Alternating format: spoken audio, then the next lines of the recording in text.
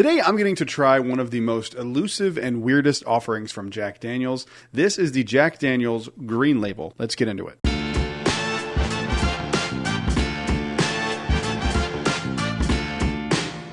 Hello everyone, welcome back to Brad's Bourbon Reviews. I'm Brad, and today we're going to be talking about one of my favorite, if not my favorite distillery on the planet. This is a bottle from Jack Daniel's, and the reason I called it elusive is because this bottle is still being produced. It's just not available in most states. It's only available in 5 states. It's only available in New York, New Jersey, Pennsylvania, Texas, and Tennessee. So it is a very limited offering from Jack Daniel's, and I don't really know why. From what I understand, it's a little bit younger than the Jack Daniel's No. 7. What I read months ago when I was looking into this bottle before I even bought it last November, I don't know why they do this release at all. It seems very strange because if you look up what Jack Daniel's Green Label is, it says it's a lighter, less mature, and smoother character compared to the well-known Black Label Old No. 7, that they're using barrels from the lowest floor of the warehouse. So it's like less interesting than Jack Daniel's Old No. 7? I don't know, but I do know that I'm very thankful to my buddy Derek, who I met at Southern Grace Distilleries, who was kind enough to bring me one of these. And I have an actual bottle of it over here. Where is it?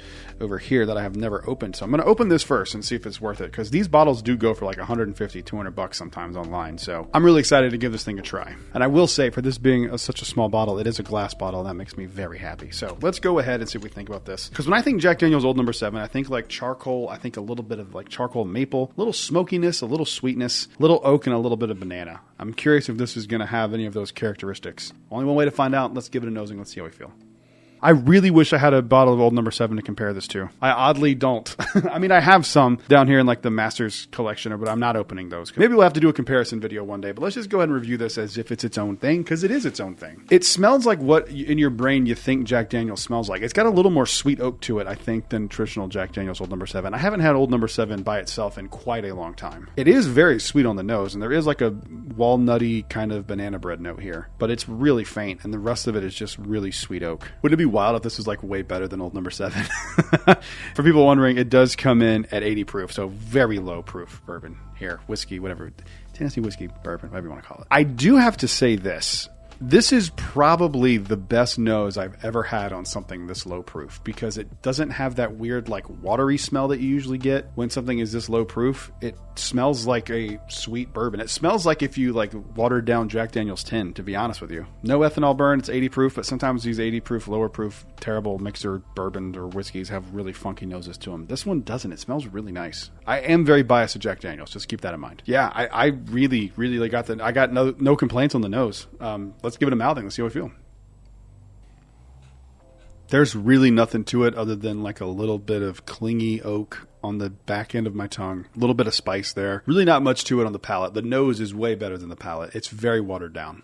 So I normally don't do this on videos. I was getting set up for another video, and I went back to the Jack Daniel's Green Label that was sitting on my desk here, and it was so egregious that I had to bring it up. I went back and just smelled the nose, and it smells like funk-ass White Dog. I would bet money that this is probably 18 months old. I want to see if I can do some research. If anyone knows, I actually might know someone who knows. I will follow up with them, and I'll put right here how old it actually is.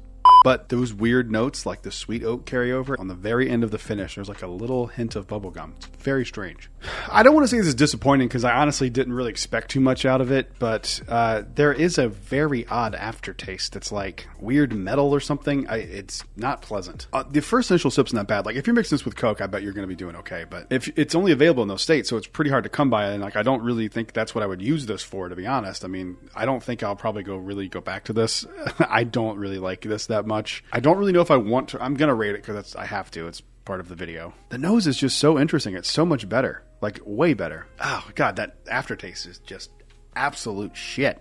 God, that's really horrible. The more I'm drinking it, the less I like it. I'm going to give it a 5.1. That's really... Actually, no, I'm going to get lower than that because 5.1 is average. I'm giving it a 4.5. That is not very good. I appreciate the bottle, Derek, and I've always wanted to try it. So, like, it's not a knock on you. You didn't make the fucking whiskey. But yeah, that is really, really stringent and char. Ugh, I'm not a fan. Comment down below. Let me know if you've ever tried this bottle, what you think about it. While you're down there, make sure you leave a like and subscribe. We are on the road to 10,000 subscribers. It's weird to even say that sentence out loud. I'll see you guys on the next one. Until then, cheers.